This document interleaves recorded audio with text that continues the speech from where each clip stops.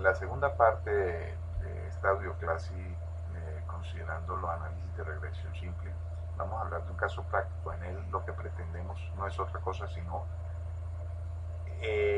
cómo evaluar, cómo seguir los pasos que vimos en la primera parte para poder interpretar de manera adecuada los resultados obtenidos de un análisis de regresión, en este caso una regresión simple. Comencemos con los datos obtenidos que habíamos mencionado de las fincas agropecuarias. Recordamos que eran 12 datos y que los habíamos tabulado en la columna de precio y en la columna de área en unidades de hectárea.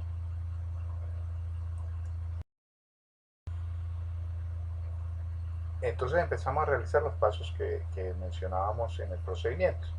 En el paso 1 decíamos que debíamos hacer un gráfico de dispersión entre el precio o variable dependiente y la variable independiente X, que para nuestro caso del ejemplo era la variable área.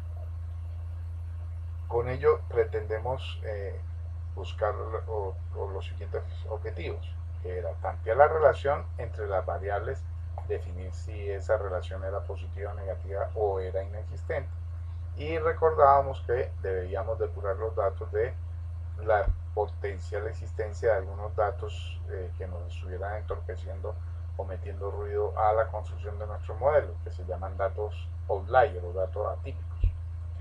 Bueno, pues bien, de la graficación eh, en Excel del gráfico de dispersión precio versus área, tenemos este gráfico que está aquí y en el cual podemos observar los datos eh, presentados precio versus el área de cada uno de ellos. Y si podemos observar, aquí hay una evidente presentación de una fuerte correlación negativa. También podemos observar que en el dato 12 hay un muy probable dato outlier que vamos a tener que eliminar de nuestra muestra para poder hacer un análisis sin que él nos dificulte nuestros análisis y nos les meta mucho ruido y nos permita, nos va a impedir hacer una inferencia adecuada del comportamiento del mercado. Pues bien, a partir de la observación de que teníamos un dato outlier, que era el dato número 12, nuevamente construimos entonces nuestra tabulación de los datos que consideraremos válidos en nuestra muestra, que ahora van a ir del dato 1 al dato 11 en vez de al dato 12 y sus correspondientes variables precio versus el equivalente en área del valor del predio obtenido en el mercado. Así las cosas, tenemos una nueva tabla de datos sin outlier al haber depurado esos datos por datos atípicos.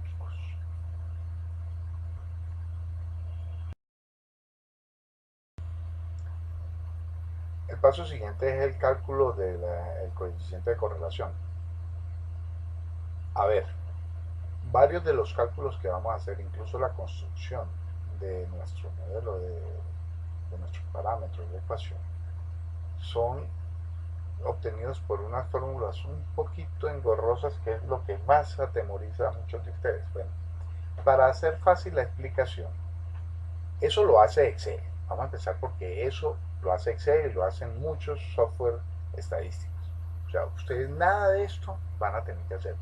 Pero para tranquilizarlos a ustedes y decirles, hombre, es que esto también nuestros ancestros lo hicieron fácilmente porque eran ordenados en la manera de hacer las estimaciones de manera parcial para incorporarlo luego a sus ecuaciones que ustedes ven como algo muy engorroso, pero que en realidad no tienen sino una metodología y un procedimiento de trabajo bastante ordenado y pare de contar.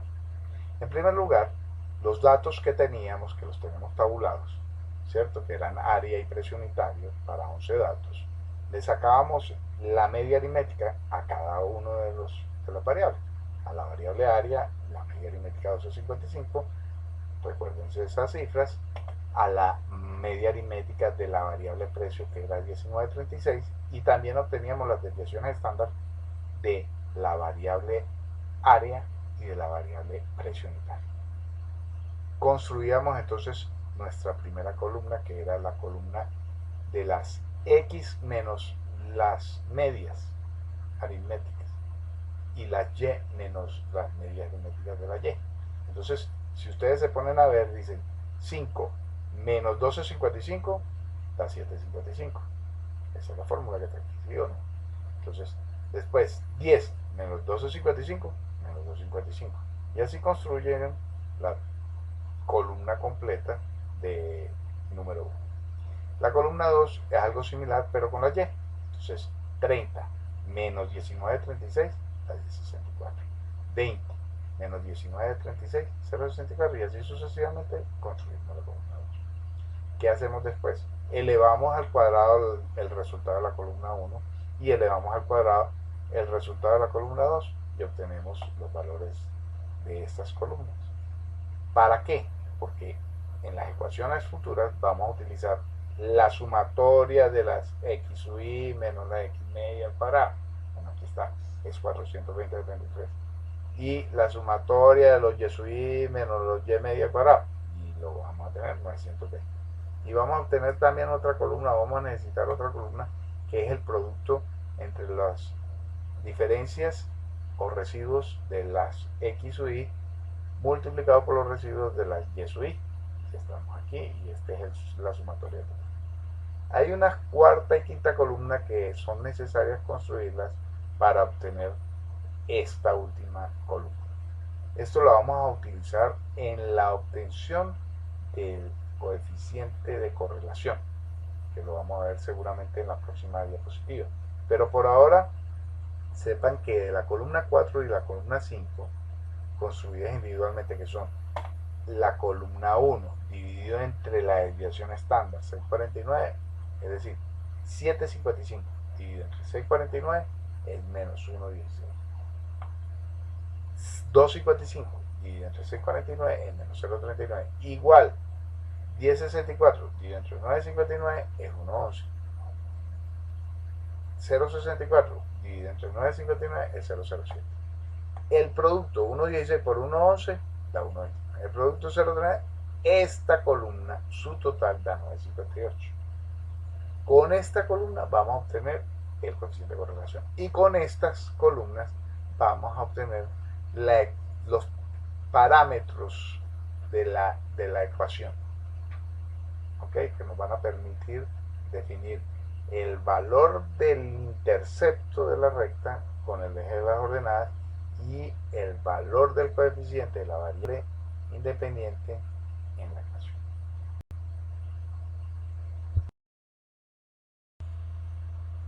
Entonces, como les mencionaba anteriormente, esta es la ecuación que muchas veces asusta a los colegas. Pues ven, lo que hicimos antes es para explicarles cómo funciona. Después ni se preocupen porque eso se los va a decir Excel. Pero ustedes, para que sepan de dónde sale el coeficiente de correlación, es de esta forma. Y el coeficiente de correlación vincula el número de datos, que es 11, le quitamos el 1 que dice la fórmula y nos quedan 10. Entonces ya tenemos este valor, 1 sobre. Pero recuerdan que les dije, o sea, las columnas 4 y 5 por el producto entre ellas, ¿qué valor? Teníamos la sumatoria, que era menos 9.50. De esta multiplicación o de esta división entre 10, ¿qué tenemos? Que decimos entonces que el coeficiente de correlación es menos 0.958. Tenemos un resultado, listo. No miremos otra cosa, sino que esta es la ecuación y este es el resultado. Pero a partir de este signo, de este valor, vamos a poder inferir algunas otras cosas.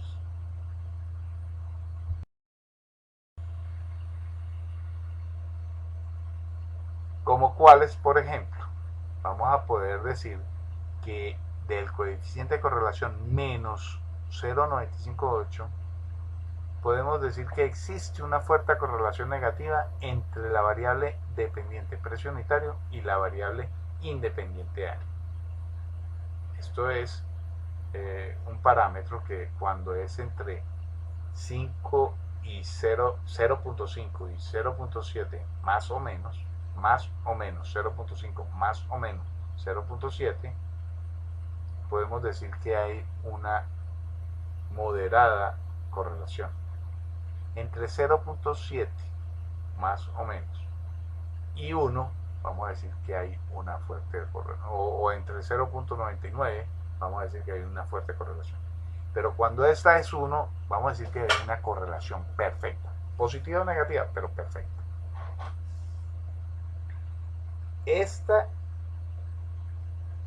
recta, estos puntos que están aquí son los puntos de la recta de regresión o de la tendencia, que son los que nos van a dar el coeficiente de correlación. Y estos son los que van a venir a partir del pronóstico de la recta, que lo vamos a ver después. Pero por ahora, lo importante que estábamos obteniendo en el paso 2 era el coeficiente de correlación.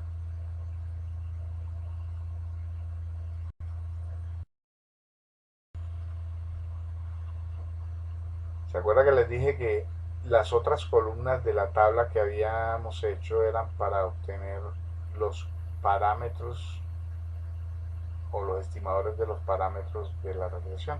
Pues bien, aquí se los voy a explicar. Esta otra ecuación, que seguramente es la que siempre lo asusta, nos permite obtener lo que al final nos arroja Excel. Cuando ustedes miran Excel, ustedes ven unos parámetros que son el coeficiente de correlación, la desviación estándar, el número de datos, los grados de libertad y la ecuación. A ustedes les interesa la ecuación y después veremos cómo analizamos esos otros parámetros que también se los arroja. Por ahora, ¿qué es nuestra ecuación y cómo se calcula? ¿Se acuerda que construimos unos totales de columnas que eran las sumatorias de las x sub i menos las medias aritméticas, multiplicados por las y sub i menos la media aritmética, divididos entre otra que también teníamos, otro total que también teníamos, que era los x sub i menos la media aritmética al cuadrado? Pues no, eran precisamente para obtener de esta ecuación la sencillez de obtener el coeficiente de la variable independiente, que es B1. Ese coeficiente de la variable independiente lo obteníamos del total de este producto, que era menos 596.18, y lo dividíamos entre la sumatoria esta, que era 420. Nos da menos 1.42. Recuerden, este es el coeficiente de la variable independiente. Fíjense, aquí lo obtenemos. ¿Y qué nos faltaba? Obtener el B sub 0. ¿Cuál es el B sub 0? El valor del intercepto, es decir, el valor en que la recta de regresión corta el eje de las ordenadas. Entonces, así las cosas, tenemos que B sub 0 es igual a esta ecuación, pero también sabemos que teníamos Y media era 19.36. Aquí lo tenemos, ¿verdad? Lo tenemos. Acabamos de calcular B sub 1, que es menos 1.42. Entonces ya tenemos este valor. ¿Y qué nos falta? La media aritmética de las X, que también lo teníamos, que era 12.55. Entonces, ¿qué tenemos? Menos 1.42 por 12.55 más 19.36. ¿Esto qué nos da? Nos da 37.14. Entonces ahora sabemos que B sub 0 es 37.14. Menos 1.42 por x sub i, tenemos entonces el modelo de la ecuación con un coeficiente de correlación que vimos antes, coeficiente de correlación, no determinación, que es el R nada más, con un coeficiente de correlación de 0.95, que es muy bueno. Nos permite inferir que hay una muy fuerte correlación entre la variable dependiente y las variables independientes x sub i. Aquí lo vamos a ver gráficamente. Esta es nuestra recta de regresión y esta es nuestra ecuación. Se dan cuenta que tenemos una fuerte correlación negativa.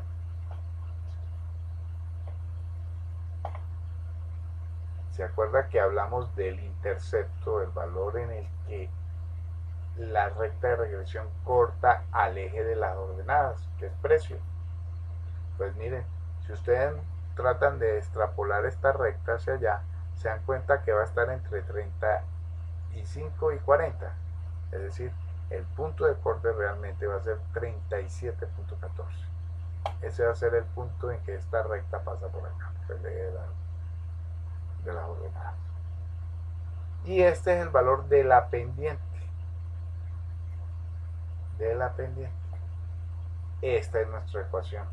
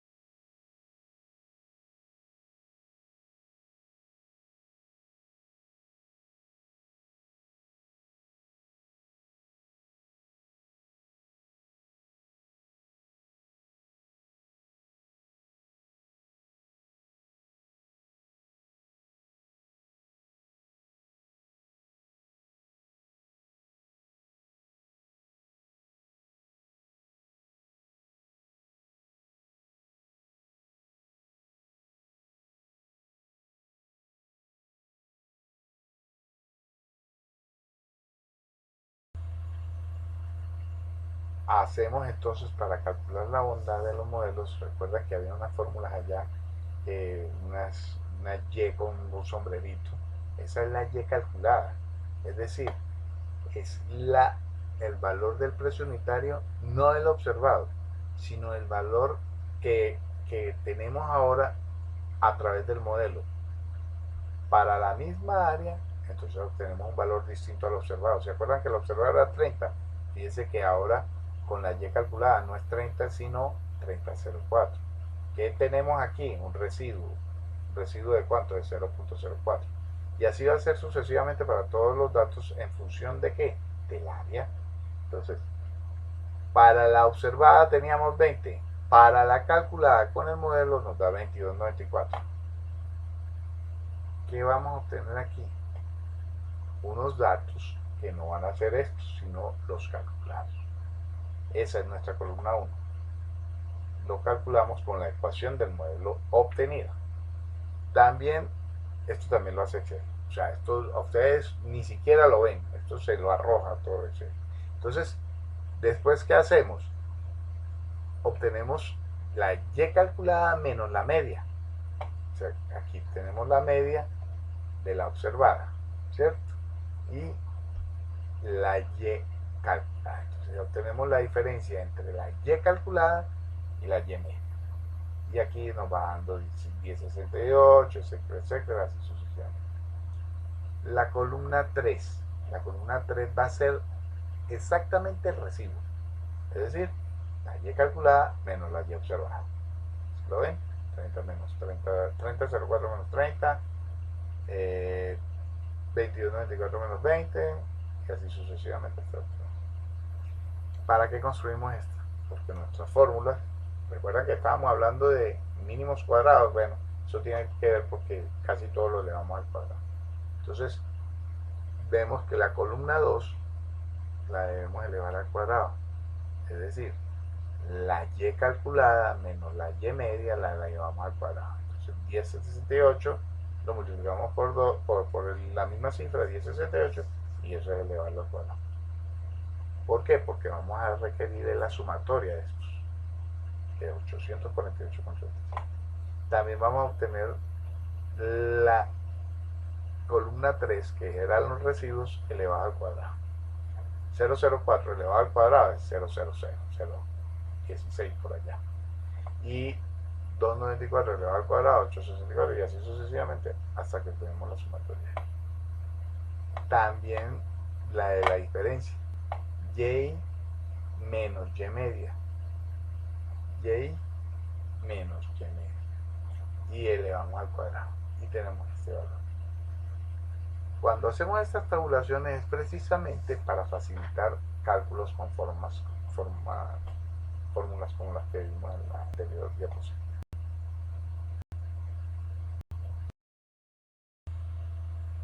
¿Se acuerdan que teníamos 848.37, 75.76 y 920.55 de la tabla y los grados de libertad en fórmula que son 1, 9 y 10?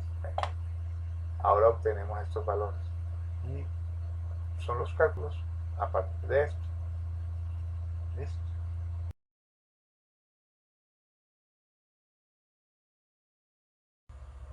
La bondad del ajuste para el modelo. Si bien venimos hablando de que podemos obtener algunos datos desde a partir de la tabulación de ellos, teníamos 848.36 y 920.55 que fueron datos que obtuvimos de la tabla. De ahí sale el R cuadrado de esta cociente que es 0.92. Ese es nuestro coeficiente de determinación R cuadrado. Ahora bien, tenemos un paso 4A, que es el cálculo del R cuadrado ajustado. Esto es muy común en aquellos modelos en que tenemos más de una variable independiente. En nuestro caso, pues no normalmente que una sola variable independiente que es área, pues son muy similares el coeficiente eh, ajustado versus el coeficiente de determinación normal. Por ello, normalmente no se calcula. Sin embargo, el coeficiente R cuadrado ajustado se calcula de la siguiente manera. Se obtiene el valor de R cuadrado y se sustituye en este factor 1 menos R cuadrado, es decir, 1 menos 0.92, que es esto. Y este factor está compuesto por el número de datos y por el número de variables en el modelo. En este caso, como tenemos una sola variable independiente en el modelo, pues K es igual a 1. Así las cosas, este denominador sería n menos 1 menos 1, es decir, 11 menos 1 menos 1, y eso da 9. Y el numerador sería 11 menos 1, que sería 10. Luego, el factor obtenido de este cociente multiplicado por el resultado de este paréntesis nos da el R cuadrado ajustado, que es 0.91.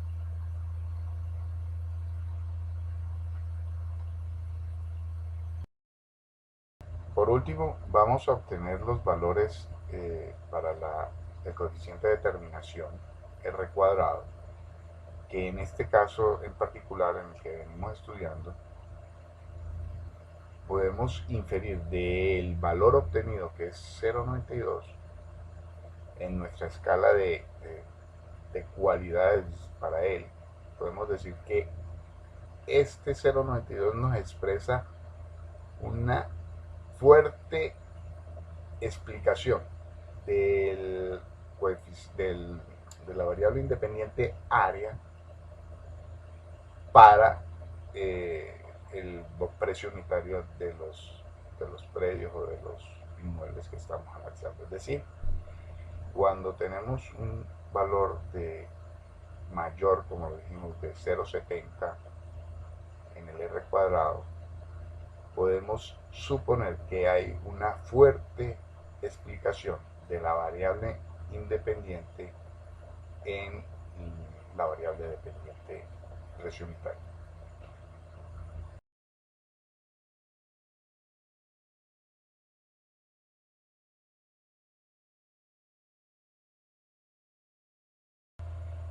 Las significancias en los modelos estadísticos construidos de la ecuación econométrica obtenida normalmente son omitidas por nuestros colegas y resultan de imprescindible observación para determinar la pertinencia de ese modelo en la explicación del mercado de nuestro inmueble.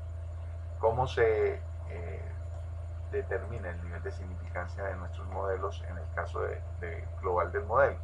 A través de un parámetro conocido como la F de Snedeker, que se llamaba Snedeker, un matemático americano del siglo pasado, de mediados del siglo pasado, y la F es en honor a un antecesor de él, también matemático, también americano, de nombre Fisher. Y esta F de Snedeker es utilizada en la estadística probabilística para la prueba de hipótesis. No los voy a enredar con esto, sencillamente como instrucción les voy a decir que normalmente se trabaja con un máximo de un 5% para la máxima probabilidad de rechazo de la hipótesis. Es decir, que nuestro nivel de certidumbre al determinar un modelo se explica el mercado, sería del 95%, que es 1 menos alfa. ¿Okay? ¿Cómo se calcula la F de Snedeker? Esto lo van a obtener ustedes directamente en Excel como este valor lo van a obtener y van a ver qué tan grande es con respecto al F crítico, porque en Excel también pueden obtener el F crítico. Entonces, pero por ahora les voy a decir que las fórmulas, ¿recuerdan las sumatorias que tuvimos en las tablas de por allá la diapositiva 12, 11? Obtuvimos el valor de la suma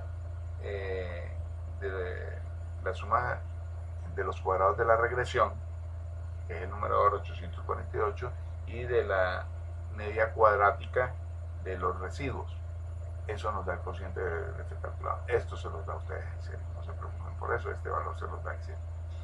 Este valor es obtenido a través de una tabla y en Excel también es obtenido introduciéndole los datos de la manera adecuada. El valor alfa, que es el nivel de certidumbre con el que pensamos máximo trabajar, y los grados de libertad.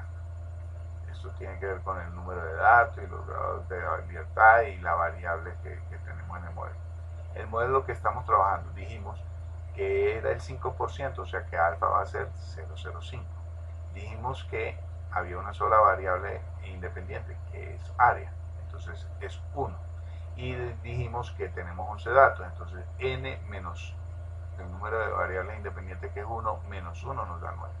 Con estos datos, 5% y grados de libertad del numerador y del denominador, que en realidad eso es lo que estamos haciendo aquí, entonces vamos a obtener el valor crítico de F. Si el valor calculado es suficientemente mayor que el valor crítico, podemos admitir el modelo como con un 95% de certidumbre, es decir, el modelo es significativo para explicar el mercado con una certidumbre del 95%. Esa es la interpretación que le damos al parámetro de la significancia global del modelo. Igualmente, para las variables independientes o la variable independiente del modelo, hay que determinar la pertinencia o la presencia de esa variable dentro del modelo. Si esa variable existe dentro del modelo, pero en realidad no lo explica, lo vamos a saber a través de la prueba similar a la anterior, que también es para la prueba de hipótesis, que es la T-de-Strudel. Es otro tipo de distribución, también es para manejar o analizar probabilidades y hacer comparación de hipótesis. Pues bien, estas serían todas las fórmulas que ustedes tendrían que calcular. Todos estos datos los hemos obtenido anteriormente, o sea que podemos decir que este valor es fácilmente calculable. Esto lo obtuvimos a través de las tablas y estos valores son los que en realidad vamos a manejar para calcular la T-Student calculada y la T-Student crítica. Al igual que en el caso anterior, vamos a entrar en unas tablas que trabajan con el nivel de certidumbre. 1 menos alfa sería, aquí es importante determinar que siendo el 5%, siempre vamos a trabajar con el 50% de este valor, porque ya tiene dos colas, o sea, es una distribución de dos colas. Entonces, al tener dos colas, pues vamos a trabajar con el 50%, o sea, el 50% de una cola y el 50% de otra cola. Así las cosas, entonces el valor con el que entramos en la tabla no es 0,95 como nos fue en el caso de perdón, 0,05 como fue en el caso de la F de médicos, sino es 1 menos alfa medio, es decir, es 1 menos 2,5%. Eso nos da que vamos a entrar en las tablas con 0,975 y el número de grados de riesgo para el denominador, que es 9, que ya en la anterior concluí. Con ese valor, tanto en Excel como en las tablas, podemos obtener ese valor crítico que va a ser 2,262. Así las cosas, nosotros podemos concluir que T1, que es 1014, es suficientemente mayor que T crítico, que es 2,262. Con él lo que vamos a decir es que la variable área en este ejercicio es pertinente, es significante y lo podemos afirmar con un nivel de confianza del 95%.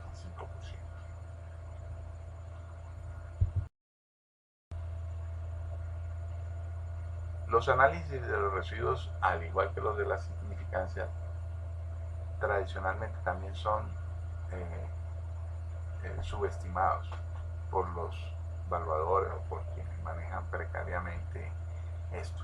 Tampoco tienen que ser unos expertos, repito, estadísticos. Simplemente estos pasos son fundamentales para poder determinar que nuestros modelos son pertinentes para explicar el mercado. Así las cosas, el análisis de los residuos, si lo hiciéramos a pie, que eso también lo hace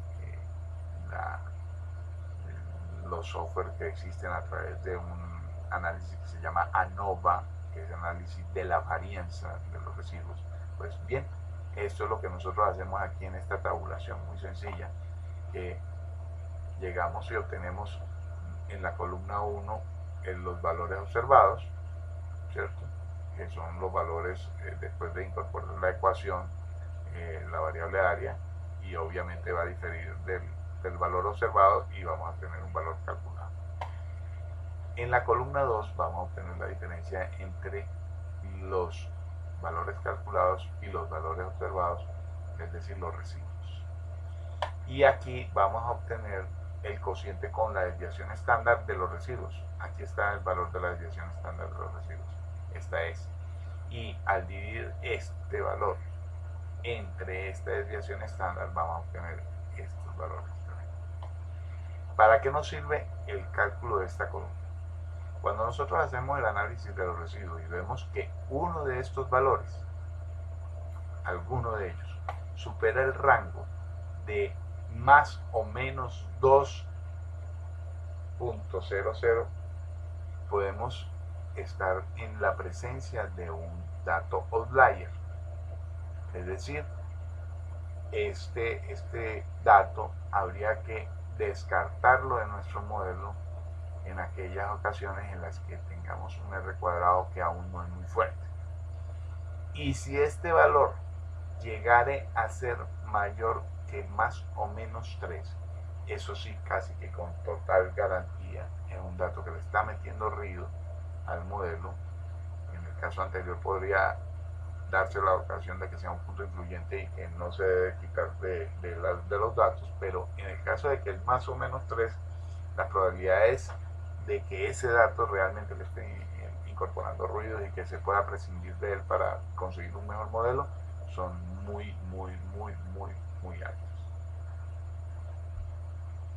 Entonces, en conclusión, cuando veamos esta columna y veamos un valor mayor a 2 veces la desviación estándar, pues vamos a procurar que ese dato sea analizado con detalle, a ver si se trata de un error de escritura, un error de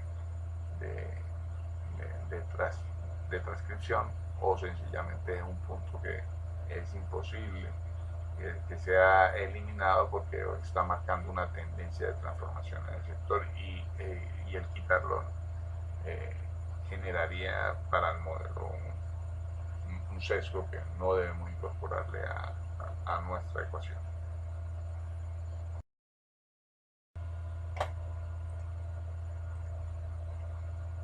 los análisis de los residuos podemos como siguiente paso hacer la gráfica de los histogramas de los residuos con el fin de observar si se sigue una instrucción normal o similar a una instrucción normal.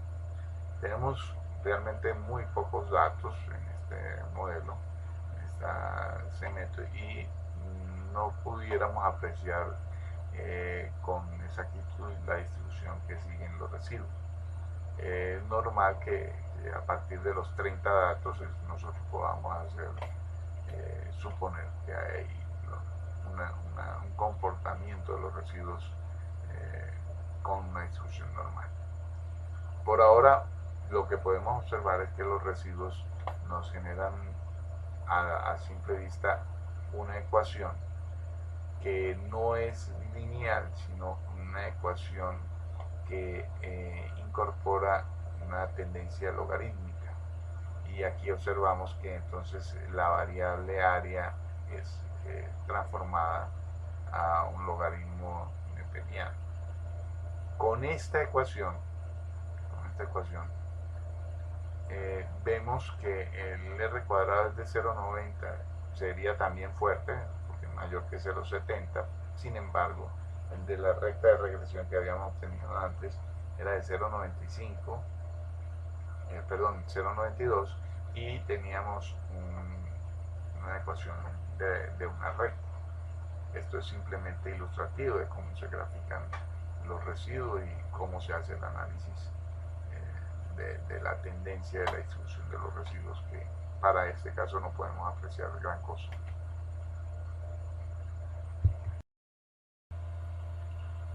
Otro gráfico que debemos hacer con los residuos es el gráfico de la dispersión.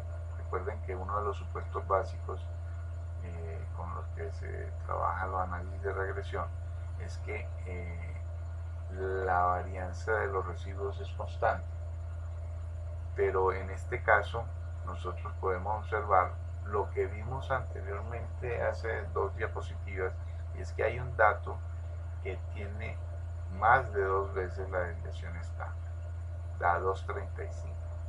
Entonces ese dato, que era el dato número 6, debería ser revisado como por outlier. Aquí lo vemos claramente sin haber hecho la tabulación, o sea, lo vemos gráficamente. Esto en el caso de que no hayamos hecho la tabulación en la que les mostré que el dato 6 lo hacía. Y cuando lo obtienen con Excel, que fue como se obtuvo, al ustedes picar el dato, ven el número del dato y el valor que tienen dentro de los datos. Eso es para que puedan observar cuál es el dato que está siendo que está apareciendo fuera de las fronteras de más y menos 2 desviaciones estándar de los residuos. En el caso de un bajo R cuadrado, es probable que este valor nos esté metiendo mucho ruido y que al quitarlo nos mejore el nivel de explicación del modelo, y entonces es hasta recomendable prescindir de ese dato. Pero cuando se dispone de pocos datos, esta consideración no es una consideración que se deba hacer de manera directa. Hay que evaluar el dato para ver si ese dato es un punto influyente dentro del OI, y es imprescindible que siga apareciendo dentro de él para explicarlo de mejor manera.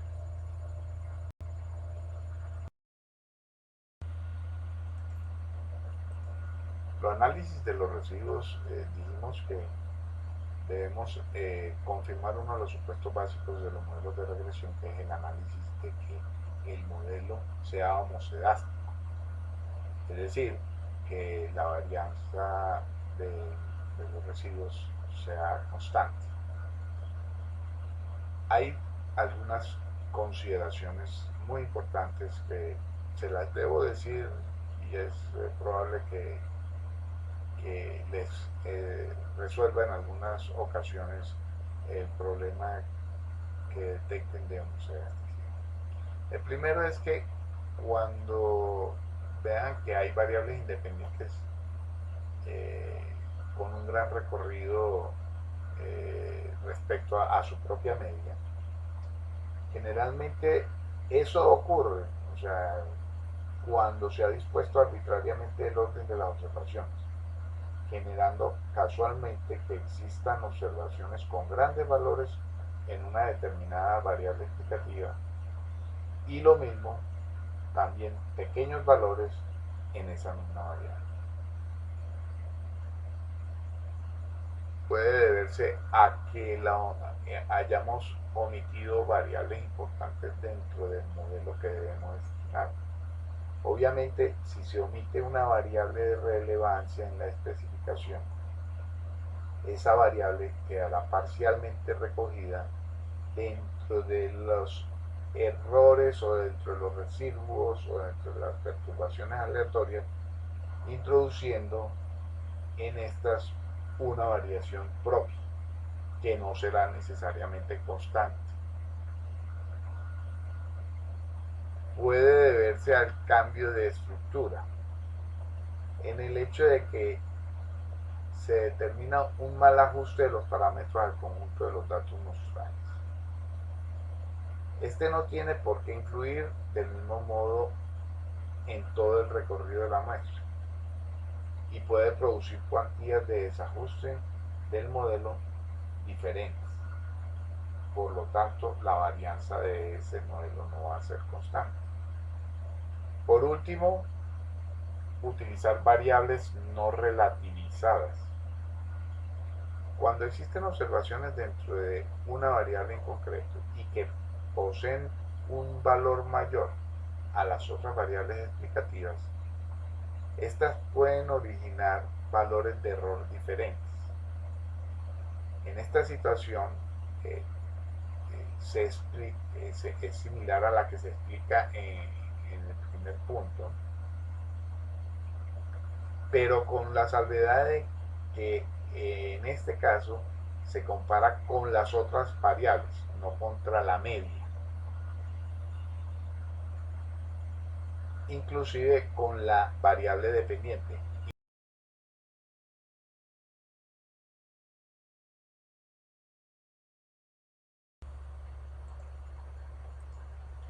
El intervalo de confianza, como dijimos, debemos construirlo a partir de lo solicitado, que es un nivel de confianza del 80%, alrededor del dato 9, como habíamos dicho. Entonces, la fórmula para obtenerlo es el intervalo ya calculado más o menos un valor que proviene de este factor que tenemos aquí, que interviene en la desviación estándar, el valor de la t de student tabulado y un factor que obtenemos de las tablas.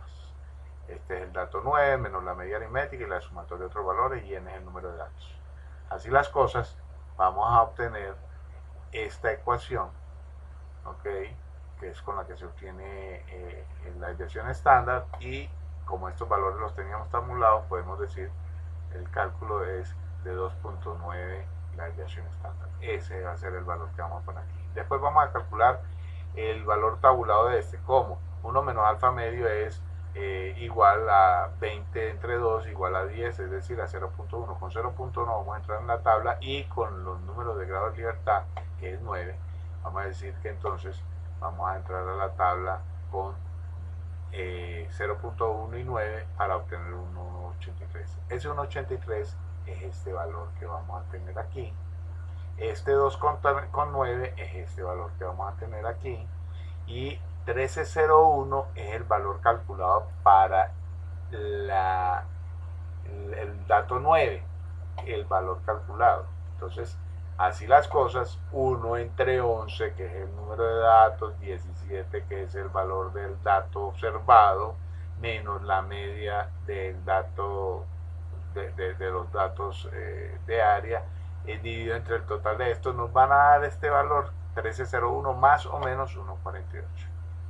Ese 1.48 se le resta 13.1 y se le suma a 13.1 y se obtiene el Y9 observado calculado mínimo, que es 11.39, y el Y9 máximo, que es 14.49, para un nivel de confianza del 80%. Repito. Así se construyen los intervalos de confianza.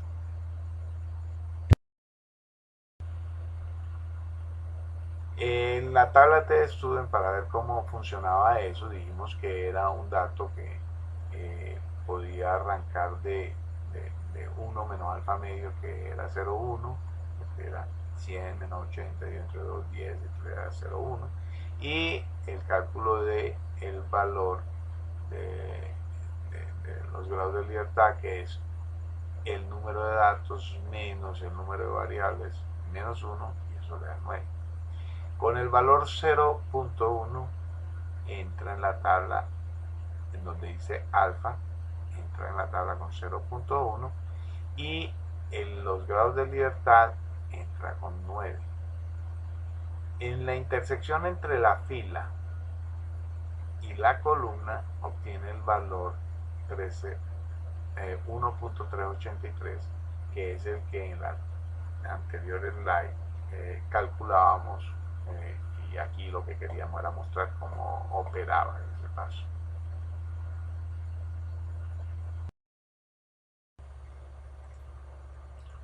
Las conclusiones o interpretación de nuestros resultados. El coeficiente de correlación R que obtuvimos nos implica que existe una fuerte relación negativa entre la variable área y el precio unitario de los inmuebles. Recuerden que los datos estaban conformados de esta manera, lo que implicaba que había una pendiente negativa. El coeficiente de determinación R cuadrado de 0,92 obtenido implica que la variable independiente área de los inmuebles explica fuertemente el comportamiento del valor del mercado para inmuebles similares a los que fueron considerados dentro de nuestra muestra.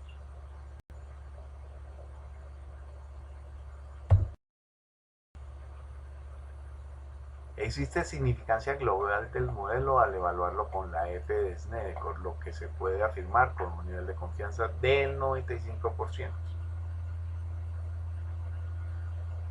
También existe significancia de la variable, la única variable independiente que manejamos, que fue la variable área, incorporada en el modelo.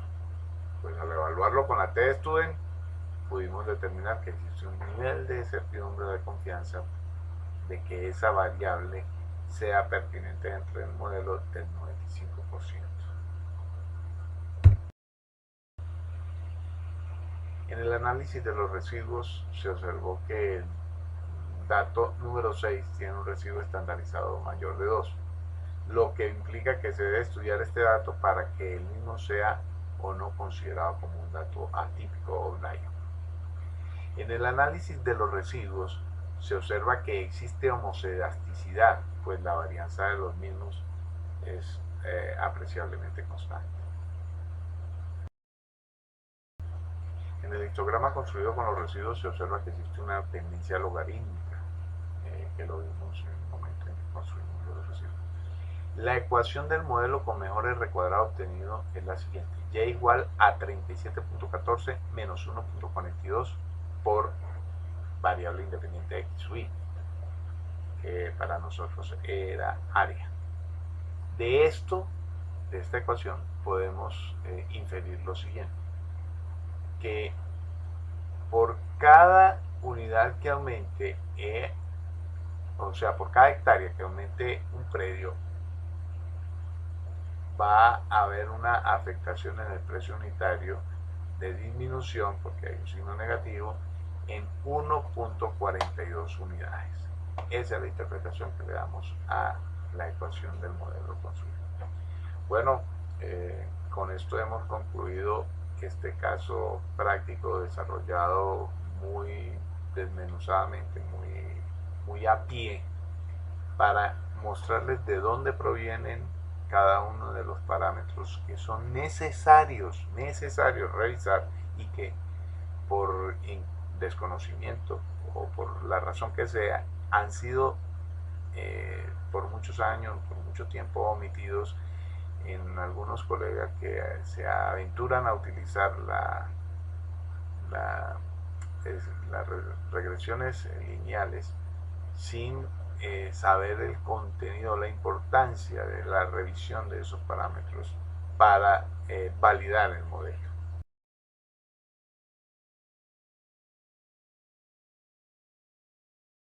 A sus órdenes. En cualquier ocasión que ustedes requieran nuestra ayuda, nuestra consulta, pues aquí están nuestros datos. Espero que en una futura ocasión veamos digamos, en un módulo o en una parte 3 de este análisis de regresión, pues veamos cuáles son los resultados que obtenemos, no con la fórmula, sino mediante software que utilizamos como el Excel o como el StatGraphic o como el SPS. En todo caso, muchas gracias a todos por su atención. Hasta pronto.